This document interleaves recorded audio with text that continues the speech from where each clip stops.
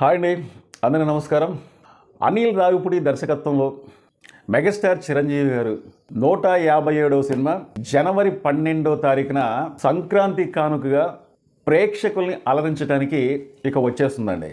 కానీ ఫ్యాన్స్కి మాత్రం సంక్రాంతి పండగ అంటే దాదాపు ఒక 3-4 రోజులు అనేది వరుసన పండగలు వస్తూ ఉంటాయి. నేనేమంటున్నానంటే ఆ 3-4 రోజులే కాదండి, ఇప్పటి నుంచి ఈ రోజు నుంచి దాదాపు ఆ 3-4 పండుగలు అంటే భోగి, కనుమ, ముక్కనుమ, సంక్రాంతి ఈ 4 పండుగలు వెళ్ళిపోయేదాకా కూడా అంటే దాదాపు నెల రోజుల దాకా కూడా పండగే. ఎందుకంటున్నానంటే అనిల్ రావిపూడి గారు అంత పర్ఫెక్ట్గా ఉన్నాడండి ఈ సినిమా కోసం. అందులో ఒక మెగాస్టార్ గారితోని అతను సినిమా తీస్తుందంటే మామూలు విషయం కాదండి. ఎందుకంటున్నానంటే అతని మొదటి సినిమా, ఎందుకంటే కళ్యాణ్ రామ్ గారి కెరియర్లోనే ఒక బెస్ట్ సినిమా అన్నమాట.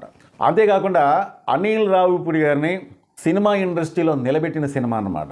అప్పటి నుంచి అంటే దాదాపు 10 సంవత్సరాల కాంచి అతను ఎన్ని సినిమాలు అయితే తీసిండో అన్ని సినిమాలు కూడా హిట్లు, సూపర్ హిట్లు, బ్లాక్ బస్టర్ హిట్లు. ఏ సినిమా కూడా నిర్మాతకు లాస్ అయితే లేదు. అంటే రాజమౌళి గారికి ఎలాంటి పేరైతే వచ్చిందో ఇప్పటి వరకు ఫ్లాప్ లేదు. రాజమౌళి గారి సినిమా ఏ సినిమా తీసినా కానీ ఫ్లాప్ అంటూ లేదు, ఫ్లాప్ రాదు.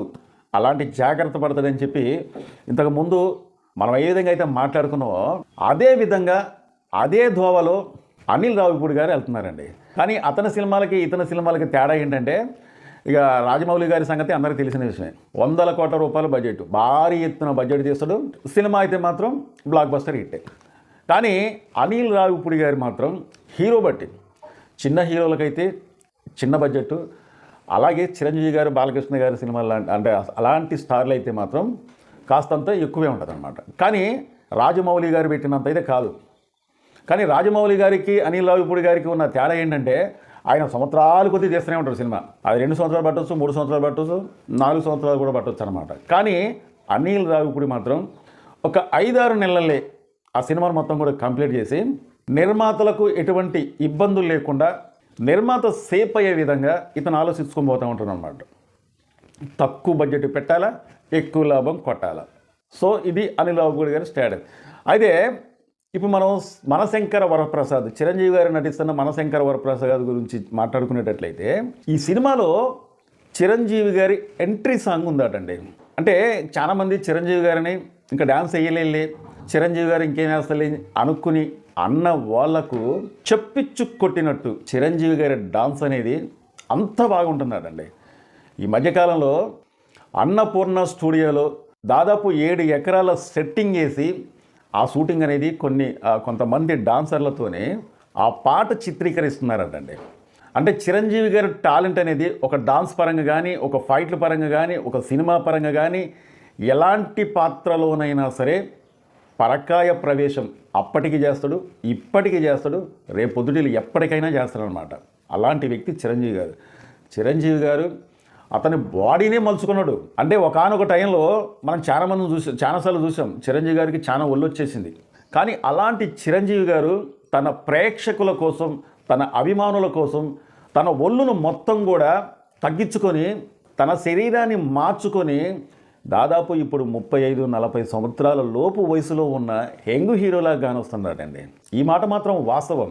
అయితే చిరంజీవి గారిలో గొప్పతనం ఏంటంటే ఎవరైనా ఒక టాలెంట్, అది ఏ రంగమైనా సరే, సినిమాకు సంబంధించిన ఒక యాక్టింగ్ అయినా, లేకపోతే ఒక డైరెక్టర్ అయినా, లేకపోతే ఒక డాన్సర్ అయినా, వాళ్ళను పట్టుకొని వెలికి తీసి వాళ్ళ టాలెంట్ని సినిమా ఇండస్ట్రీకి పరిచయం చేస్తారు. గతంలో మనం చూసాం. ఇదంతా నేను ఎందుకు చెప్తున్నానంటే ఈ సాంగ్ కోసం ఆటా సందీప్ అనే వ్యక్తి యూట్యూబ్ ఛానళ్ళలో మనం చాలాసార్లు చూసాం. ఆయన డ్యాన్స్ ఏ పాటకైనా సరే ఆ పాటకు తగ్గ కంపోజింగ్ చేసి దినదిన అభివృద్ధిలాగా ఈ రోజున చిరంజీవి గారి కంటపడి చిరంజీవి గారు ప్రత్యేకంగా అతన్ని పిలిపించుకొని ఈ సాంగ్కి నువ్వు కంపోజింగ్ చేయాలన్న తర్వాత ఆయన ఆనందం కాదటండి. ఇంత గొప్ప స్టార్ అవకాశం ఇచ్చిన తర్వాత ఎవరికి మాత్రం సంతోషం ఉండదు? ఆటా సందీప్ గారు, ఇన్ని సంవత్సరాల కష్టపడ్డ మీకు ఈ రోజున మీ కష్టానికి ఫలితం వచ్చిందండి. సందీప్ గారి ఆనందం అనేది ఇక మాటల్లో చెప్పలేమన్నమాట. ఈ వీడియో మొదట్లోనే నేను ఒక మాట చెప్పాను.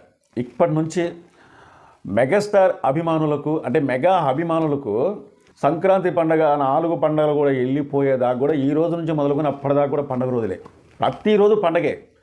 ఎందుకంటే ఈ సినిమా గురించి ఒక్కొక్క అప్డేట్ అనేది ఇక వస్తూనే ఉంటుంది. దాదాపు ఇప్పుడు ఒక 2 సాంగ్స్లు అనేది రిలీజ్ అయినాయి. ఫస్ట్ సాంగ్ అనేది ఎంత హల్చల్ అనేది సృష్టించిందో అనేది ప్రతి ఒక్కరికి తెలిసిన విషయమే, ఆ మీసాల పిల్ల అనే సాంగ్. కానీ ఇంకో పాట మాత్రం ఆ శశిరేఖ అనే పాట మాత్రం వాస్తవంగా అయితే ఎటు మాట అటేలే, కానీ నాకైతే మాత్రం అంత బాగా అయితే అనిపించలేదండి.